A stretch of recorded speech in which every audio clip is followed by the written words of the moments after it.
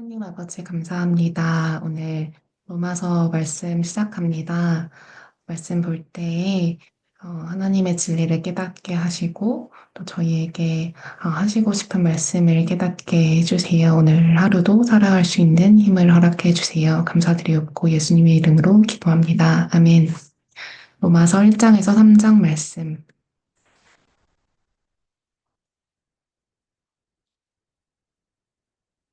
나 바울은 사명을 받아 예수 그리스도께 몸바쳐 일하는 그분의 종이자 하나님의 말씀과 하신 일을 선포할 권한을 부여받은 사도입니다. 나는 로마에 있는 모든 믿는 이들, 곧 하나님의 친구인 여러분에게 이 편지를 씁니다. 성경에는 하나님의 아들에 대해 예언자들이 앞서 전한 보고들이 담겨 있습니다. 역사적으로 보면 그분은 다윗의 후손이십니다. 또한 고유한 정체성으로 보면 그분은 하나님의 아들이신데 예수께서 죽은 자들 가운데서 부활하심으로 메시아 곧 우리 주님으로 세워지셨을 때 성령께서 이를 우리에게 보여주셨습니다.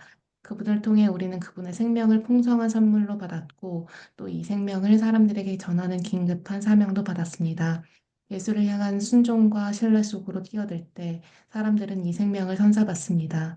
여러분이 지금의 여러분인 것은 바로 예수 그리스도께서 주시는 이 선물과 부르심 때문입니다. 나는 하나님 우리 아버지와 메시아이신 우리 주 예수의 풍성하심으로 여러분에게 문안합니다. 나는 여러분 한 사람 한 사람으로 인해 예수를 통해 하나님께 감사드립니다. 이것이 내가 가장 먼저 하고 싶은 말입니다. 어디를 가든지 사람들은 내게 여러분의 믿음의 삶에 대해 이야기를 들려줍니다. 그런 이야기를 들을 때마다 나는 그분께 감사드립니다. 그리고 그분의 아들에 관한 복된 소식, 곧 메시지를 전할 때에 내가 사랑하여 예배하고 섬기기 원하는 하나님은 아십니다. 내가 기도 중에 여러분을 생각할 때마다 사실은 늘 여러분을 보러 갈 수 있도록 길을 열어달라고 그분께 기도한다는 것을 말입니다. 기다림 길어질수록 간절함도 더 깊어집니다. 여러분이 있는 그곳에 가서 하나님의 선물을 직접 전해주고 여러분이 더욱 강건해져 가는 모습을 내 눈으로 직접 볼 수 있기를 내가 얼마나 원하는지요. 하지만 이 과정에서 내가 여러분에게 주려고만 한다고 생각하지 마십시오. 내가 여러분에게 줄 것 못지않게 여러분도 내게 줄 것이 많습니다. 친구 여러분, 내가 여러분을 방문하지 못한 것을 두고 부디 오해가 없기를 바랍니다. 내가 로마에 가려는 계획을 얼마나 자주 세웠는지 아마 여러분은 상상도 못할 것입니다. 나는 그동안 다른 많은 이방 성읍과 공동체에서 그랬던 것처럼 여러분들 가운데에서도 하나님께서 일하시는 모습을 직접 확인하는 즐거움을 누리고 싶었습니다. 그러나 늘 사정이 생겨 그러지 못했습니다.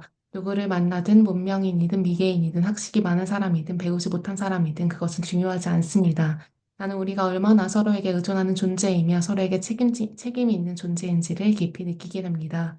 이것이 내가 로마에 있는 여러분에게 어서 가서 하나님의 놀랍도록 복된 소식을 전하려는 이유입니다. 내가 참으로 자랑스럽게 선포하는 이 소식은 그분의 능력 가득한 계획에 관한 것입니다. 하나님께서 그분을 신뢰하는 사람이면 누구나 유대인으로부터 시작해서 모든 사람에 이르기까지 다 구원하신다는 엄청난 메시지입니다. 사람들을 바로 세워주시는 하나님의 길은 믿음의 행위 안에서 드러납니다. 이는 성경이 늘 말해온 것과도 일치합니다. 하나님을 신뢰함으로 하나님 앞에 바로 세워진 사람은 참으로 살 것이다. 그러나 하나님의 노가 화염처럼 터져 나옵니다.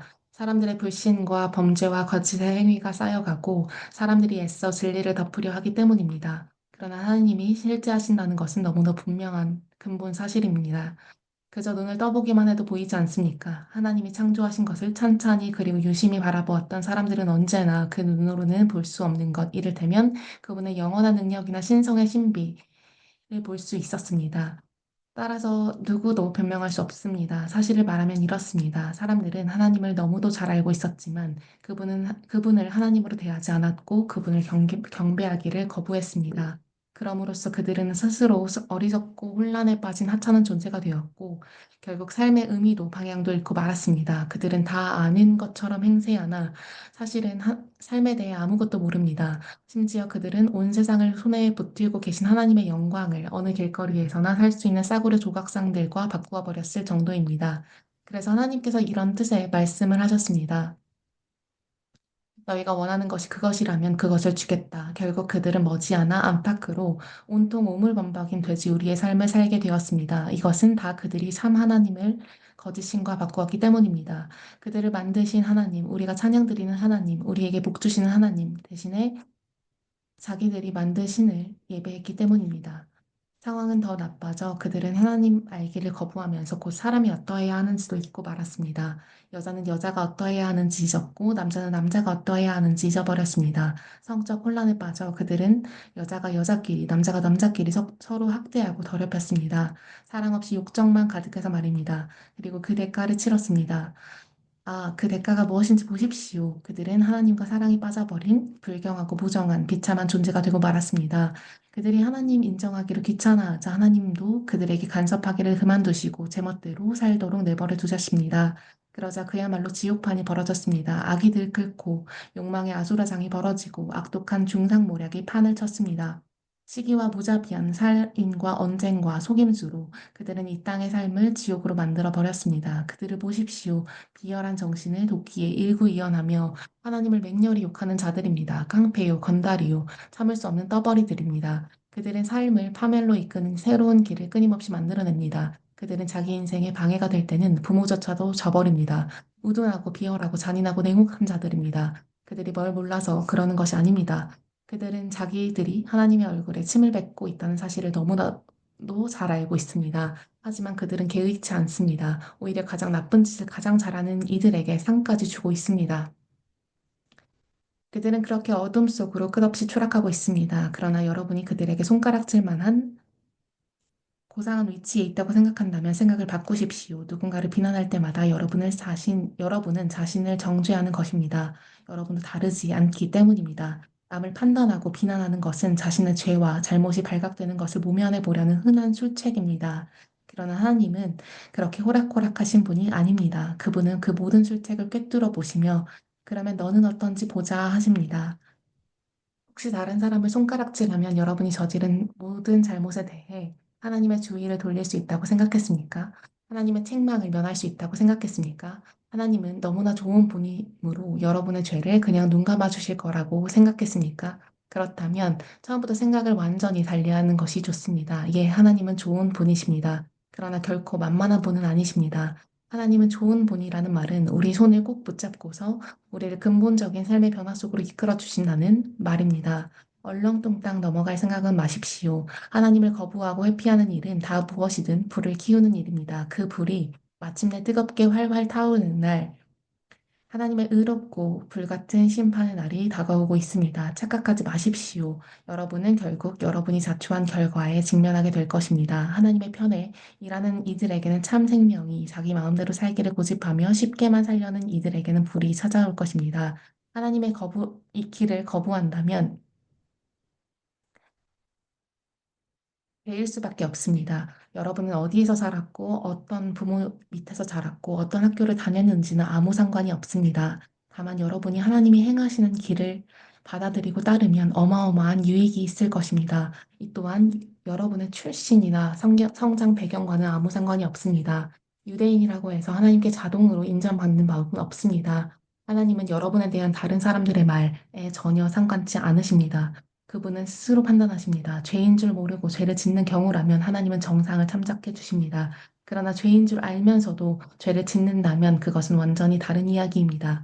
하나님의 법을 듣기만 하고 그 명령을 행하지 않는다면 그것은 시간 낭비일 뿐입니다. 하나님이 중요하게 여기시는 것은 듣는 것이 아니라 행하는 것이기 때문입니다.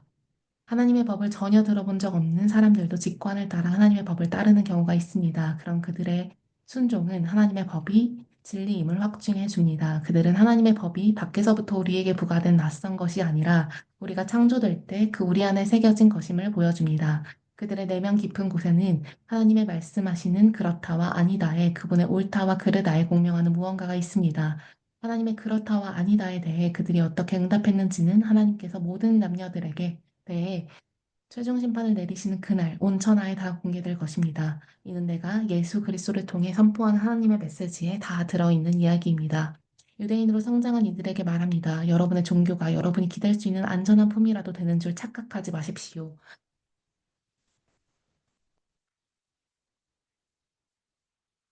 하나님의 계시에 정통하다고 관해서라면 최신 교리까지 다 꿰고 있는 최고 전문가라고 목에 힘주고 다니지 마십시오.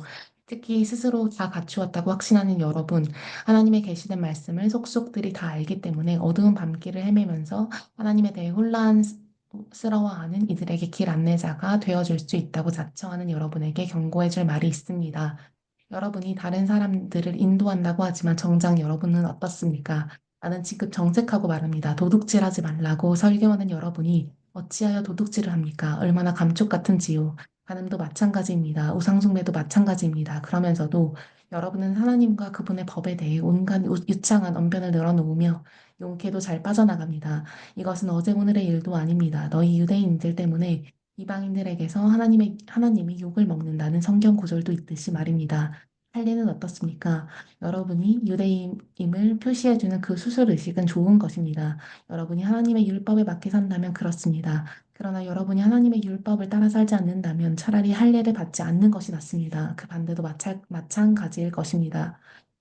할례 받지 않고도 하나님의 길을 따라 사는 이들은 할례 받은 이들 못지 않습니다. 사실 더 낫습니다. 할례는 받지 않았어도 하나님의 율법을 지키는 것이 할례를 받고도 율법을 지키지 않는 것보다 낫습니다.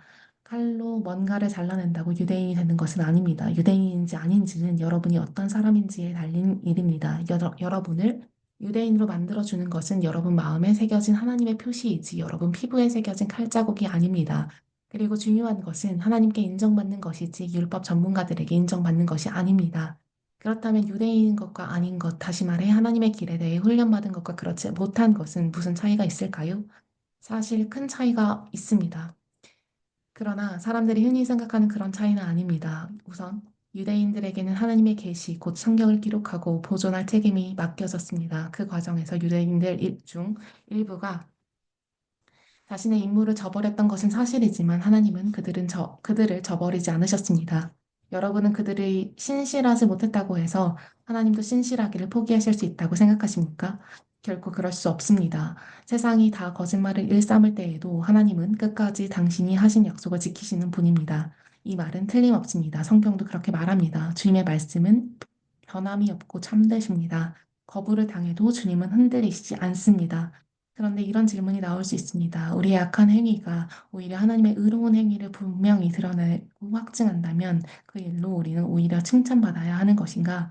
우리의 악한 말이 그분의 선한 말씀에 흠집 하나 내지 못한다면 하나님께서 우리를 다그쳐 우리 말에 책임을 묻는 것은 잘못된 것 아닌가? 그 질문에 대한 대답은 아니다입니다. 결코 그렇지 않습니다. 생각해 보십시오. 하나님께서 바르지 않은 일을 하신다면 어떻게 그분께서 세상을 바로 세우실 수 있겠습니까? 그저 심사가 뒤틀려서 이렇게 말할 수도 있습니다. 나의 거짓됨이 하나님의 참되심을 더욱 영광스럽게 드러내준다면 왜 내가 비난을 받아야 하는가? 하나님한테 좋은 일을 하는 것인데 실제로 어떤 이들은 우리가 그렇게 말한다고 말을 퍼뜨리기도 합니다. 그들은 우리가 악을 더 많이 행할수록 하나님은 선을 더 많이 행하시니 악을 더 많이 행하자고 말하며 다닌다고 주장합니다. 이는 순전히 중상모략인 것을 여러분은 잘 아시리라 믿습니다. 그렇다면 우리의 처지는 어떻습니까? 우리 유대인들이 다른 이들보다 더 운이 좋은 것일까요? 사실 그렇지 않습니다. 기본적으로 우리는 유대인이든 이방인이든 모두 똑같은 조건에서 출발합니다. 다시 말해, 우리는 다 죄인으로 출발합니다. 이 점에 대해 성경은 더할 나위 없이 분명합니다. 바르게 사는 자 아무도 없다. 단 한 사람도 없다. 사리 분별하는 자 아무도 없고 하나님께 깨어 있는 자 아무도 없다. 다들 잘못된 길로 접어들어 다들 막다른 길에서 헤매고 있다. 바르게 사는 자 아무도 없다. 그런 사람 단 한 사람도 나는 찾을 수 없다. 그들의 목구멍은 쩍 벌어진 무덤이요. 그 혀는 기름칠한 듯 매끄럽다. 하는 말마다 독이 서렸고 입을 열면 공기를 오염시킨다. 올해 죄인이 되려고 각축전을 벌이며 세상을 온통 비통과 파멸로 어지럽힌다. 사람들과 더불어 사는 법이라고는 기본조차 모르는 그들. 하나님은 안중에도 없다. 그렇다면 분명하지 않습니까? 성경에 기록된 모든 말씀은 다른 사람에 대한 말씀이 아니라 바로 우리에게 하시는 말씀입니다. 성경은 처음부터 우리를 향한 말씀이었습니다. 또한 명백하지 않습니까? 우리는 하나같이 다 죄인이며 다 함께 한 배를 타고서 가라앉을 수밖에 없는 사람들입니다. 하나님의 계시와 관련 있는 민족이라고 해서 우리가 자동적으로 하나님 앞에 바로 서게 되는 것은 아닙니다. 우리는 다만 모든 사람의 죄에 우리 역시 연루되어 있다는 사실을 직시하게 될 뿐입니다. 그런데 우리 시대에 와서 새로운 것이 더해졌습니다. 모세와 예언자들이 그들 시대에 증언했던 일이 실제로 일어난 것입니다. 그들이 증언한 하나님이 바로 세워주시는 일이 이제 우리에게는 예수께서 바로 세워주시는 일로 나타났습니다. 이는 우리만을 위한 것이 아니라 그분을 믿는 모든 사람을 위한 것입니다. 이 점에서 우리와 그들 사이에 아무런 차이가 없습니다. 다 죄인으로 오랫동안 비참한 전과를 쌓아왔고 하나님께서 뜻하시는 영광스러운 삶을 살아낼 능력이 전혀 없다는 것도 입증되었습니다. 그래서 하나님께서 친히 우리를 위해 일해 주셨습니다. 순전히 은혜로 그분은 우리를 그분 앞에 바로 세워주셨습니다. 이는 전적으로 그분의 선물입니다. 그분은 우리를 진창에서 건져주셨고 우리가 있기를 늘 원하셨던 자리로 우리를 되돌려 주셨습니다. 바로 예수 그리스도를 통해 그 일을 하셨습니다. 하나님은 세상의 재단 위에 예수님을 희생 제물로 삼으셔서 세상으로 하여금 죄를 면하게 해주셨습니다. 그분께 믿음을 둘 때 우리는 죄를 면하게 됩니다. 하나님은 이 일, 곧 예수의 희생을 통해 세상으로 하여금 그분 앞에서 죄를 면하게 해주신 이 일을 만천하에 드러내셨습니다. 하나님은 그동안 오래 참으신 죄들을 마침내 이렇게 처리해 주신 것입니다. 이는 분명히 드러난 일일 뿐 아니라 또한 지금 일어나고 있는 일입니다. 이것은 현재 진행 중인 역사입니다. 하나님은 모든 것을 바로 세워주고 계십니다. 또한 우리로 하여금 바로 세워주시는 그분의 의로우심 안에서 살 수 있게 해주십니다. 그렇다면 우리 교만한 유대인들의 옥신각신하는 주장들은 어떻게 되는 것입니까? 무효가 되는 것입니까? 그렇습니다. 무효가 되었습니다. 우리가 알게 된 것은 이것입니다. 우리가 행하는 일에 하나님이 응답하는 것이 아니라는 것입니다. 사실은 하나님이 행하시는 일에 우리가 응답하는 것입니다. 마침내 우리는 이 사실을 깨닫습니다. 우리의 삶이 하나님과 또 다른 모든 사람과 발맞추어 나가려면 우리가 그분의 발걸음을 따라가야지 거만하고 초조한 마음으로 우리가 행진을 이끌려고 해서는 안 됩니다. 그렇다면 하나님에 대해 독점권을 가졌다고 하는 우리 유대인들의 교만한 주장은 또 어떻게 되는 것입니까? 이 또한 무효가 되었습니다.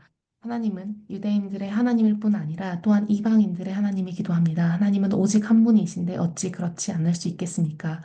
하나님은 당신이 하시는 일을 기꺼이 받아들이고 그 속으로 뛰어드는 사람이면 누구나 다 그분 앞에 바로 세워주십니다. 우리 종교의 제도를 따르는 이들뿐 아니라 우리 종교에 대해 들어본 적 없는 이들도 마찬가지입니다. 그런데 우리가 행하는 일에서 하나님이 행하시는 일로 옮긴다는 것은 하나님의 규례와 법도를 신중히 따르던 삶을 취소한다는 말일까요? 전혀 그렇지 않습니다. 오히려 우리 삶 전체를 제자리에 놓음으로써 그 삶을 더 굳게 세웁니다. 아멘. 사랑의 하나님, 너무나도 감사합니다. 오늘 귀한 말씀을 통해서 하나님의 말씀을 따라가는 삶이 어때야 하는지 알 수 있게 하심에 감사드립니다. 하나님, 저희가 우리의 삶을 계획하고자 하지만 결국에 하나님이 행하시는 일을 따라야 함을 다시 한번 깨닫습니다. 하나님, 저희가 무엇이든지 계획할 때에 하나님의 선하신 일을 따라 계획할 수 있게 도와주시고 하나님께서 이끄는 대로 우리가 그 발자국을 따라갈 수 있도록 주님 도와주시옵소서. 하나님, 이 세상에 우리가 의미를 두지 않고 어, 정말로 하나님께서 우리를 택해서 우리를 통해서 하실 일들을 기대하고 또 그 길을 따라가기 원합니다. 오늘 하루도 어, 하나님 말씀대로 또 전진할 수 있게 도와주시고 언제나 성령님과 함께 승리하는 삶을 살 수 있도록 주님 도와주세요. 감사드렸고 예수님의 이름으로 기도했습니다. 아멘.